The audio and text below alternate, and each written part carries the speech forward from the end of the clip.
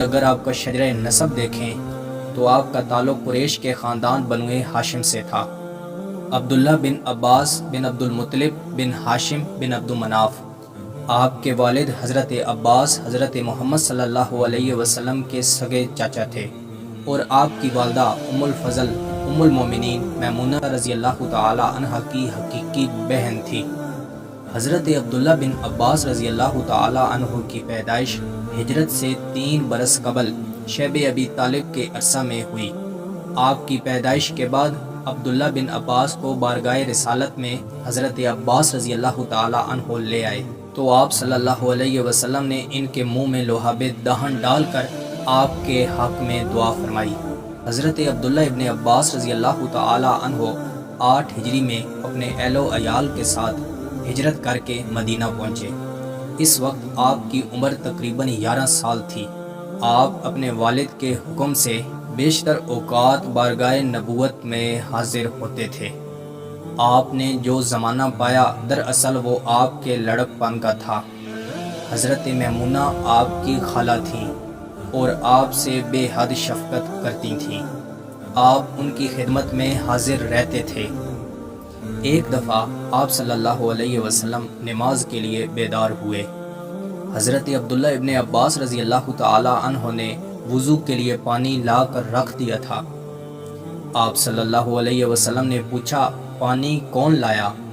حضرت میمونہ نے جواب دیا، ابن عباس۔ آپ صلی اللہ علیہ وسلم بے حد خوش ہوئے اور ان کے لیے دعا کی۔ جب آپ صلی اللہ علیہ وسلم اس دنیا سے رخصت ہوئے تو ابن عباس کی عمر صرف 13 برس تھی۔ حضرت ابو بکر حضرت عمر رضی اللہ تعالیٰ عنہ کے دور میں ان کا ایک خاص مقام تھا۔ حضرت عمر فاروق نے ان کو دامن تربیت میں لے لیا۔ حضرت عثمان غنی رضی اللہ تعالیٰ عنہ کے دور میں بھی ان کا ایک نمایاں کردار تھا۔ حضرت عثمان نے ان کو بلا کر مکہ کا والی مقرر کیا۔ جنگ جمل میں حضرت علی المرتضیٰ رضی اللہ تعالی عنہ کے ساتھ تھے۔ بصرہ پر دوبارہ قبضہ ہونے کے بعد حضرت عبداللہ ابن عباس یہاں کے گورنر بنائے گئے۔ جنگ نروان کے بعد خارجیوں کا زور توڑ دیا گیا، تاہم ان کی چھوٹی چھوٹی جماعتیں ایران، فارس اور دوسرے اضلاع میں پھیل کر بغاوتیں شروع کی۔ حضرت علی رضی اللہ تعالی عنہ نے رائے کے لیے سب کو بلوایا۔ حضرت ابن عباس نے کہا کہ میں ایران میں تسلط قائم کرنے کا ذمہ لیتا ہوں۔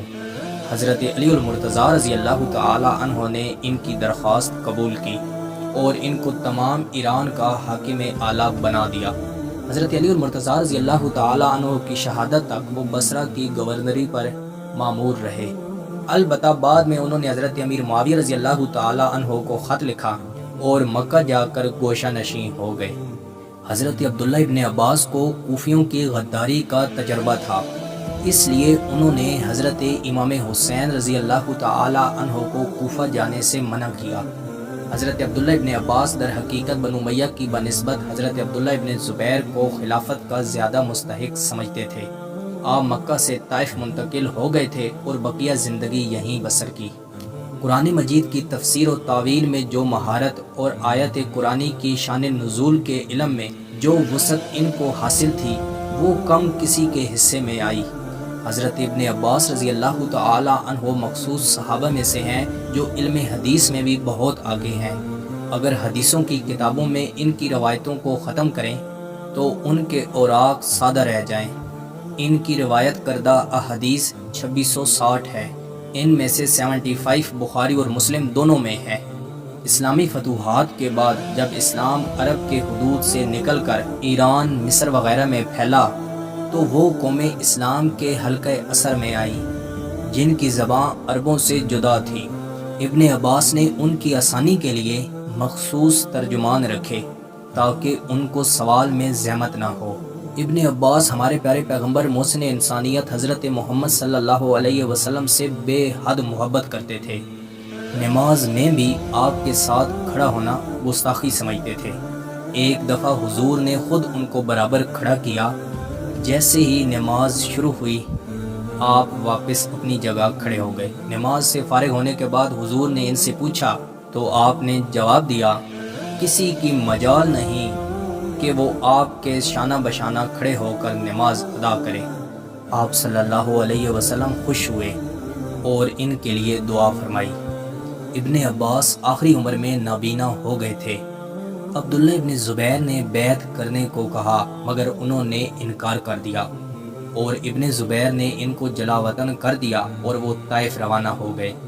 مشہور قول یہی ہے کہ ان کا انتقال 68 ہجری میں 70 سال کی عمر میں طائف میں ہوا اور محمد بن حنفیہ نے آپ کی نماز جنازہ پڑھائی، اور ایک قول کے مطابق آپ کی وفات 69 ہجری میں بتائی جاتی ہے۔